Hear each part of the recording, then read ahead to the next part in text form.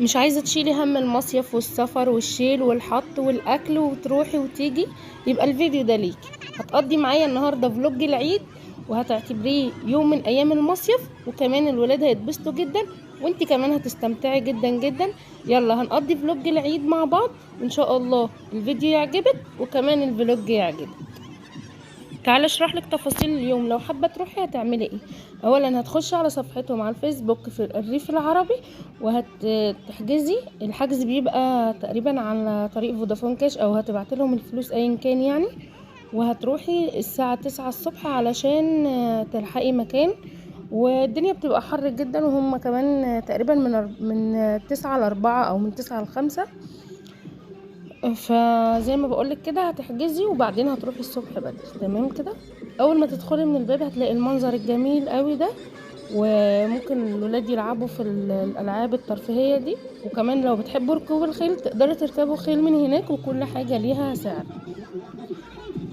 يعني الالعاب خارج التذكره، يعني تقريبا الفرد الكبير غير الفرد الصغير وهكذا.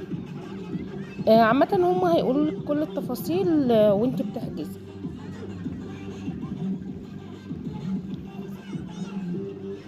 شايفين هي دي شكل القرية،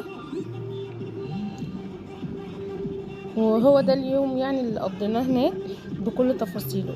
بالنسبة للوجبات في فطار وغدا. يلا تعالوا بقى ناخدكم في الطريق معايا كده، تشوفوا الاجواء وتشوفوا المناظر الطبيعيه اللي انا هوريها لكم دلوقتي في الفيديو. انا لقيت المناظر بصراحه، ان المناظر الطبيعيه شكلها حلو قوي، فقلت اصورها لكم كده وانا ماشيه تستمتعوا كمان بالاجواء. واللي ما خرجش يعتبر نفسه خرج يعني، هو بيتفرج على الفيديو.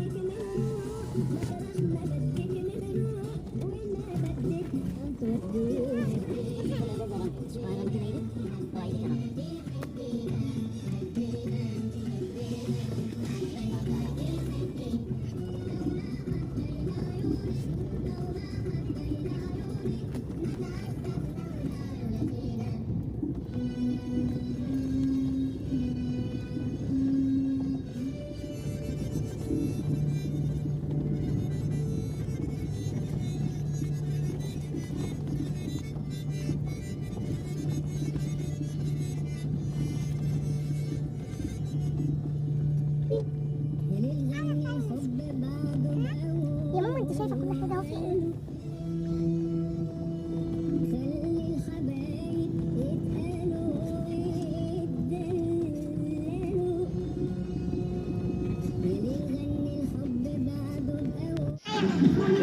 كده احنا وصلنا المكان، وزي ما قلت لك ده كده هيبقى في الدخله.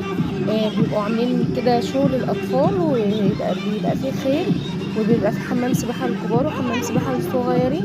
وفي دور تاني لو انت عايزه تشوفي الفيو من الدور التاني هتطلعي تقعدي في الدور التاني. وبيبقى الدور التاني ده عباره عن قعدات كده وشمسيات، وفي هناك حمامات.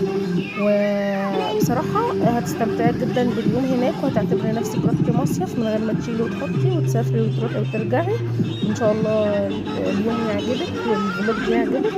ولو عجبك الفلوج وعجبك الفيديو يا ريت ما تنسيش تعملي لنا لايك وتشتركي في القناه وتفعلي الجرس عشان يوصلك كل جديد احنا بنقدمه.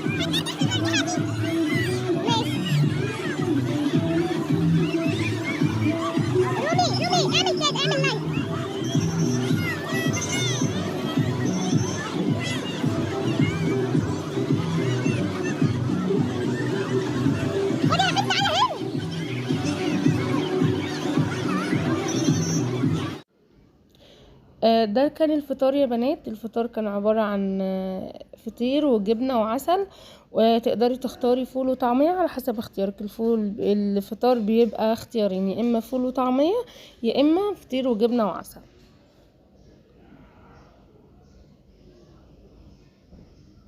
وده كان شكل الفطار زي ما انتم شايفين كده. والشيبس ده الولاد هم اللي كانوا جايبينه كده، فبنحطه لهم مع الفطار.